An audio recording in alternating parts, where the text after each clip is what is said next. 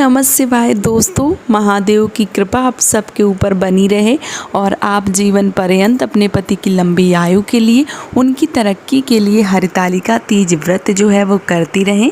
इसी कामना के साथ आज का जो वीडियो है वो मैं शुरू कर रही हूँ। दोस्तों, आज के वीडियो में मैं आपके ही कुछ प्रश्नों का जवाब जो है वो वीडियो के माध्यम से देना चाहती हूँ। बहुत सारी बहनों के प्रश्न आ रहे हैं, कौन कौन से प्रश्न जो हैं वो पूछे गए हैं, चलिए मैं आप सबको बता देती हूँ और आप सबको जो जवाब है उसका वो भी दे देती हूँ। पहला जो प्रश्न है वो ये है कि गर्भवती माताओं को, जो भी गर्भवती महिलाएं हैं, उनको व्रत रखना चाहिए या नहीं रखना चाहिए। दूसरा जो प्रश्न है वो ये है कि शिवलिंग का पूजन गर्भवती माताएं कर सकती हैं या नहीं कर सकती हैं। तीसरा और आखिरी जो प्रश्न है वो ये है कि व्रत नहीं कर पा रही हैं ऐसी अवस्था में, तो क्या व्रत जो है वो छोड़ सकती हैं। क्योंकि मेरे पास कल ही एक प्रश्न आया था किसी बहन का, उन्होंने लिखा था कि दीदी मेरा कल डिलीवरी डेट है, मतलब कल मेरा सिजेरियन ऑपरेशन से मतलब बच्चा जो है वो होगा और लगभग 6 दिन रह गए हैं व्रत करने का, तो ऐसे में जो व्रत है वो हम कैसे करें, किस प्रकार से करें, अगर ना कर पाएँ तो क्या व्रत छोड़ सकते हैं। तो मैंने सोचा चलिए सारी जानकारी जो है वो इस वीडियो में दे ही दी जाए, इसलिए मैं ये वीडियो जो है वो बना रही हूँ। तो चलिए आपके एक एक प्रश्नों का जवाब जो है वो दे देती हूँ।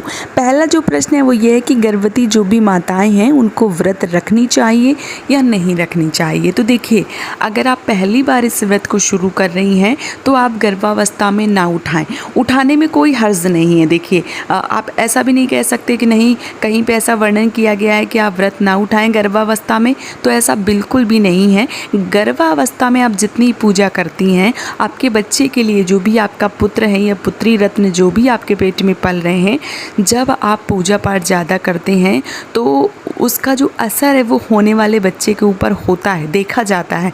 क्योंकि जो आपने देखा होगा अभिमन्यु थे, उन्होंने चक्रव्यूह की जो भेदना है, जो रचना है, वो पेट के अंदर ही सीख लिया था। इसलिए जो भी आप पूजा पाठ करते हैं वो आपके बच्चे के ऊपर बिल्कुल असर करता है। इसलिए आपको पूजा पाठ करने में कोई मनाही नहीं होता है, कोई हर्ज नहीं होता है, लेकिन बच्चे को कोई दिक्कत ना हो इसलिए ऐसी अवस्था में व्रत करना मना किया जाता है।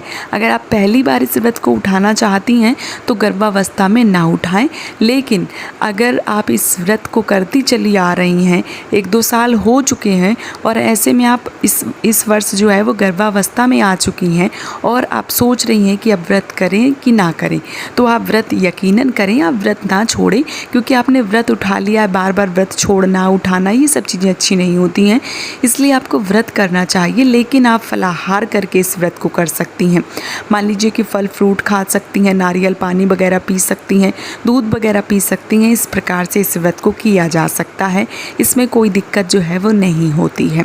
और एक बहन का ये भी प्रश्न आया था कि दीदी इस वर्ष अगर हम खा लेंगे तो अगली बार निराजली कर सकते हैं। तो बिल्कुल कर सकते हैं। इस साल आपके पेट में बच्चा है, उस बच्चे के लिए आप खा रहे हैं, तो इसलिए माता पार्वती से, भगवान भोलेनाथ से प्रार्थना कीजिए कि प्रभु मेरे साथ साथ एक नन्ही जान और है और मैं अपने लिए नहीं, बस उस नन्ही सी जान के लिए ये सब कर रही हूँ, तो आप मुझे माफ़ कीजिएगा और अगली साल मैं पूरी विधिवत तरीके से निराजली होकर आपका व्रत जो है वो करूँगी। इस प्रकार से आप जो व्रत है वो कर सकती हैं। दूसरा जो प्रश्न है वो ये है कि गर्भवती जो भी माताएं बहनें हैं उनको शिवलिंग का पूजन करना चाहिए कि नहीं करना चाहिए। तो बिल्कुल करना चाहिए, बिल्कुल कहीं भी ऐसा नहीं लिखा है कि आपको शिवलिंग की पूजा नहीं करनी चाहिए। आप बिल्कुल शिवलिंग की पूजा कर सकती हैं, कोई दिक्कत कोई परेशानी जो है वो नहीं होती है। आप पूरी विधि विधान से जो पूजा है वो करिए। बहुत सारे लोगों को आधी अधूरी जानकारी होती है, फिर मना कर देते हैं कि गर्भावस्था में शिवलिंग को टच नहीं करना चाहिए। तो ऐसा कहीं भी वर्णन नहीं किया गया है, बल्कि शिव पुराण में वर्णन किया गया है कि आप जो भी गर्भवती स्त्रियां हैं वो शिवलिंग की पूजा करती हैं तो महादेव की कृपा उनके ऊपर रहती है। इसलिए आप गर्भावस्था में शिवलिंग की पूजा कर सकती हैं। कब नहीं कर सकती हैं वो भी मैं आज आपको बता दे रही हूँ। देखिए, घर पे अगर आपने शिवलिंग रखे हैं या पार्थिव शिवलिंग बना रहे हैं या तस्वीर की फ़ोटो की पूजा कर रहे हैं तो पूरी विधि विधान से आप पूजा कर सकती हैं, पूरे मतलब हमेशा कर सकती हैं, कोई दिक्कत जो है वो नहीं है। लेकिन अगर आप मंदिर में शिवलिंग की पूजा करने जाती हैं तो आपको 6 महीने तक पूजा जो है वो बिल्कुल करना चाहिए, शिवलिंग को टच करके करना चाहिए। आप शिवलिंग को छू के कर सकती हैं, पूरी विधिवत तरीके से कर सकती हैं। लेकिन जब 7वां महीना लग जाता है, फिर 7, 8 और 9 इन 3 महीनों में शिवलिंग को टच ना करें। क्यों ना करें? क्योंकि बहुत सारे बच्चे होते हैं जो 7वें महीने में जन्म ले लेते हैं, 8वें महीने में जन्म ले लेते हैं, 9वें महीने में जन्म ले लेते हैं। ऐसे में जो घर की देहरी है वो नहीं नागनी चाहिए और घर के बाहर पूजा करने नहीं जाना चाहिए, क्योंकि पता नहीं कब जो बच्चा है वो बाहर आ जाए, कब आपको दिक्कत हो जाए, कब परेशानी हो जाए। क्योंकि कुछ मान लीजिए, मैं अपने मुख से नहीं बोलना चाहती हूँ, बस आपको इशारा कर रही हूँ कि कई बार बहुत सारी चीज़ें जो हैं वो हो जाती हैं बच्चे के आने से पहले, समय से ही पूर्व जब बच्चे आते हैं तो बहुत बार ऐसे काम हो जाते हैं जो मान लीजिए कि मंदिर में अगर हम पूजा करने गए हैं और उस समय कुछ कार्य ऐसे हो गए कि जो पूजा है वो हम कर रहे हैं तो पूजा में विघ्न आ गए, पूजा में दिक्कत हो गई। जैसे मान लीजिए कि आप मंदिर पहुंच गई, आप वहाँ मान लीजिए आपको जो दिक्कत है वो बढ़ गई है और बच्चा जो है वो आने वाला है, तो फिर वो चीज़ें ठीक नहीं रहती हैं ना। इसलिए 7वें महीने के जैसे ही 7वां महीना लग जाता है, घर पे ही आप पूरी विधि विधान से पूजा करें। आप देरी अपनी ना नागे, मंदिर जो है वो ना जाएं, घर पे ही बैठ के शिवलिंग को टच करके शिवलिंग की पूरी विधिवत तरीके से पूजा जो है वो कर सकती हैं।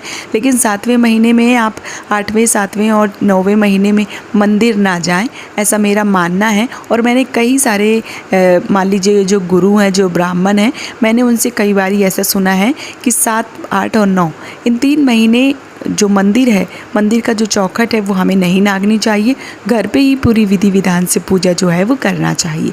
तो ये चीज़ें जो है वो आपको याद रखना चाहिए। बाकी आप शिवलिंग को टच कर सकते हैं, कोई हर्ज नहीं है, पूरी विधि विधान से पूजा कर सकते हैं, उसमें भी कोई दिक्कत जो है वो नहीं है। घर पे अगर आप पूजा कर रही हैं, इस साल आपने व्रत रखा है, घर पे पूजा कर रही हैं, तो आप जो भी पूजा करना चाहती हैं पार्थिव शिवलिंग की या घर पे तस्वीर फ़ोटो की, तो पूरी विधि विधान से 7वां, 8वां, 9वां कितना भी महीना चल रहा हो, घर पे आप पूजा कर सकती हैं, उसमें कोई दिक्कत जो है वो नहीं होती है। मंदिर में ये चीज़ें जो है वो मनाही हैं, क्योंकि कोई प्रॉब्लम ना हो जाए, कोई दिक्कत ना हो जाए मंदिर में। घर के बाहर देहरी नांग के, मंदिर के जो देहरी है वो नांग के और आप पूजा कर रही हैं। ऐसे में आपको मान लीजिए कि जो डिलीवरी पेन है वो शुरू हो गया या कोई दिक्कत हो गई, कोई परेशानी हो गई, इसलिए शिवलिंग की पूजा करना आखिरी महीनों में मंदिर में जाके मना किया गया है। तो ये चीज़ें जो हैं वो इसीलिए बताई गई हैं। आखिरी जो प्रश्न है वो ये है कि इस वर्ष मान लीजिए व्रत नहीं कर पा रहे हैं या व्रत कर ही नहीं पा रही हैं, तो ऐसे में क्या करें? तो देखिए, अभी मैं यहाँ पे गर्भावस्था की बात कर रही हूँ, तो जो भी बहनें जिनको बहुत सारी दिक्कत हो रही है, व्रत नहीं कर पा रही हैं या किसी कारण बस यही लास्ट महीना चल रहा है, बच्चा आने वाला है, ये बहुत सारी बहनों का मान लीजिए कि उसी दिन डेट होगा, सीज़र होगा, बच्चा बाहर आएगा, ये बहुत सारी बहनें जिनका 2, 4, 5 दिन होगा, ये बहुत सारी बहनें जिनका 1, 2 दिन बाद ही डिलीवरी हो जाएगा। ऐसी बहनें व्रत नहीं कर पा रही हैं तो कोई दिक्कत नहीं है, महादेव से आप उनसे क्षमा याचना कीजिए, आप उनसे भूल चूक के लिए क्षमा मांगिए कि हे प्रभु, ऐसी कंडीशन है, ऐसी दिक्कत है, ऐसी परेशानी है, ऐसे मैं व्रत नहीं कर पा रही हूँ, तो आप मुझे माफ़ कीजिए। अगली साल मैं पूरी विधि विधान से इस व्रत को उठाऊँगी और करूँगी, ऐसी भगवान से प्रार्थना कीजिए और आप क्षमा मांग के इस व्रत को छोड़ सकती हैं और अगली साल इस व्रत को उठा सकती हैं। लेकिन कब? वैसे हमारे बड़े बुजुर्ग कहते हैं कि एक बार इस व्रत को धारण किया जाता है, फिर मरते दम तक, जब तक प्राण हैं तब तक इस व्रत को किया जाता है। लेकिन जब स्थिति बहुत ज़्यादा गंभीर हो, आप व्रत नहीं कर पा रही हैं, जब मान लीजिए शरीर में कोई चेत ही नहीं है, शरीर साथ ही नहीं दे रहा है, तो ऐसे में आप व्रत छोड़ सकती हैं। जब कंडीशन बहुत ख़राब है तो ऐसे में आप व्रत छोड़ दें और अगली साल पूरी विधि विधान से इस व्रत को करें, इस पूजा को करें और महादेव का जो व्रत है वो पूरी विधि विधान से करें। तो ये आपके प्रश्नों के जवाब हैं। उम्मीद करती हूँ कि आपको सारे प्रश्नों के जवाब बहुत ही अच्छे से मिल गए होंगे। अगर आपको मेरा वीडियो पसंद आ रहा है तो मुझे सपोर्ट ज़रूर कीजिए इस चैनल को सब्सक्राइब करके, और अगर वीडियो पसंद आ रहा है तो कमेंट ज़रूर कीजिए। मुझे आप सबके कमेंट पढ़ना बहुत अच्छा लगता है, तो कमेंट ज़रूर कीजिए। आने वाली हरतालिका तीज व्रत के लिए आप सभी माताओं बहनों को ढेर सारी शुभकामनाएं। महादेव की कृपा आप सबके ऊपर बनी रहे, यही कामना करती हूँ और इसी कामना के साथ आज का जो वीडियो है वो मैं समाप्त करती हूँ। जय माता दी दोस्तों।